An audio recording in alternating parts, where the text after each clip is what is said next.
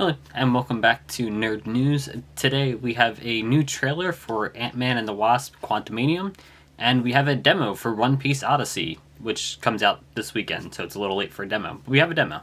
Let's get started. First up is the One Piece Odyssey demo, and it is out now. You can play about an hour of the game, and your progression from the demo will carry over to the main game. This is available both on Xbox and PlayStation. It might be on Steam as well, but I haven't really checked. The game does launch Friday, January 13th, so literally in 3 days or 2 days at the time of this video going out. That's not a huge amount of time, but if you're not completely sold in the game yet, even though it does look really good, a lot of One Piece games and just anime games in general tend to be not great. They can be really hit or miss. So if you're not sold in the game just yet, there's a free demo. You can play about an hour of the game and see if you actually like it, and then pick it up on Friday. And I will say the game looks really good. I haven't had a chance to play the demo yet. I just found out about it right before recording this. But I'm going to go play it as soon as I'm done recording this. So hopefully by Friday, I'll have some impression of the game and decide if I actually want to pick it up or not, at least at launch.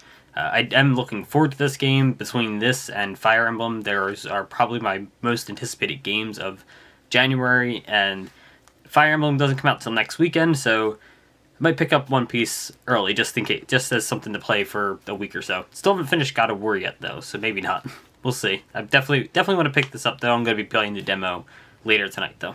And next up, we have a Marvel rumor, and apparently a Wong TV show is in development. It will be Strange Academy, which doesn't really feature Doctor Strange a whole lot. He's mostly a minor character, but regardless, it's focusing on Wong, with American Chavez also set to appear, and not really sure how true this is, but it sounds really good. With as much attention as Wong has been getting throughout Phase 4, being probably the most prominent character, featuring in, I think, everything, or almost everything. He's made an appearance in the vast majority of movie and TV shows over the course of Phase 4. There's a few I can think of he hasn't, but for the most part, he was all over the place during Phase 4, and he was a breakout hit from Phase 4. Everyone loves Wong. I don't know anyone who doesn't like Wong. He's always funny when he shows up. But a TV show featuring him and apparently American Chavez sounds good. I hear this is based on a comic, but I have not read it. I'm not a huge Marvel Comics fan. Like comics specifically, I'm not really my style, but it sounds really cool. I do like American Chavez, and Wong was fun throughout most of Phase 4, so I would be happy to watch this. And next up, we have the new trailer for Ant-Man and the Wasp: Quantumanium, and it was a really good trailer. I'm really looking forward to watching this movie. It comes out February 17th, so just about a month away, and this was a really strong trailer. Kang in this was fantastic. I haven't watched really, if you watched my Marvel ranking video, I didn't really watch a whole lot of Loki, and that's really the only place we've seen Kang. So this is going to be my first real introduction to Kang in the MCU, because I haven't gone back to watch Loki yet. I'm going to have to eventually, apparently, because Kang's obviously important, and I kind of knew that going in, but I really did not like Loki. We don't want to turn this into a Loki conversation. Kang was really good in this. I like the suit that he has. I don't think he wore that in Loki, so it was really cool to see his actual suit. Looked really good. Him fighting Ant-Man was cool. It sounds like Ant-Man might die in this movie, which might seem weird. Like, why would they kill off Ant-Man? But he's been around for quite a while, since the end of Phase 2. So 2 phases. That's a decent amount of time. Or I guess technically this is Phase 5 now, so he's been around for 3 phases, which is quite a bit of time. But also, they can kind of kill him here so that he's not expected anywhere else throughout the phase, and then bring him back for Kang Dynasty or Secret Wars without really too much of an issue, just as a variant or something. And I can see them doing that with some characters, because if everyone's still alive and like nothing's really changed, then bringing all the characters back won't feel super different. It won't feel any different than Infinity War or I guess Endgame. But I don't think we want another Endgame. As cool as Endgame was, I don't think we need a second Endgame. I think we need something a little bit different. And if you kill off a bunch of characters, and then suddenly they return and all these other characters return, we get variants of people, that could be a lot more interesting. So I could see some people dying. We already kind of know that Drax is going to die. based on Batista's statement that that Guardians 3 will be his last appearance as Drax. But it sounds like Ant-Man might die, or at the very least, it's not sounding good for him. We also saw MODOK for the first time, and I've seen some images of his actual face, and it looks really weird. I know that's what it looks like in the comics, but something about the effect being used just did not look particularly good. However, those were stills, and they were kind of blurry stills. I feel like once we get the actual movie in motion, MODOK will look fine. And frankly, the MODOK that we see in the trailer looks pretty good, so I'm pretty happy for this. I wasn't a huge fan of the first Ant-Man movie, but I did actually really like the second one. I know a lot of people don't, but I actually really like the second one. It's fun, it's entertaining. It doesn't feel super high stakes, especially considering around when it came out. It just felt like a nice departure from Infinity War. Infinity War was a very high stakes movie. This Ant-Man 2 felt, much lower and an easier movie, which was nice. It was a nice midpoint separating the two Avengers movies, and this feels like they're going in the complete opposite direction, and this feels like a much more important movie, like something with relevance to the actual events where it is going to happen, and that's good, because Ant-Man's cool. I like Ant-Man. Not really his own movies, but I do like Ant-Man, and seeing him actually have some plot relevance in his own film is nice, instead of just... I know he had plot relevance in, like, Endgame, but, like, in his own movie, getting some plot relevance, his movie actually mattering to the grand scheme of things, instead of just being why he wasn't in Infinity War. I don't know. This seems like a pretty cool idea, though. Looking forward to this movie. Can't wait for it to come out. It's just a month away. Looks good. This is a good trailer. And lastly, we have some new Yu-Gi-Oh cards. This is continuing the Abyss lore. First up, front and center here, we have the Bestial Allure. And look at this man. This is my new future husband right here. Allure's cool as shit, but this is like the this reminds me a lot of the Eldritch artwork where he's sitting in his throne, and this is just really fucking cool. Level 4 Dark Dragon Tuner effect. 1800 attack, 0 defense. You can only use the second effect of this card's name once per turn. 1. This card's name becomes Fallen of Albaz while in the field or in the graveyard. So that's good. It's treated as Fallen of Albaz. 2. If this card is normal or special summoned, you can discard 1 card, then target 1 dragon monster your opponent controls or in their graveyard to activate one of these effects. Send this card to the graveyard, and if you do, take control of that monster on the field until the end phase. Send this card to the graveyard, and if you do, special summon that monster from the graveyard to your field.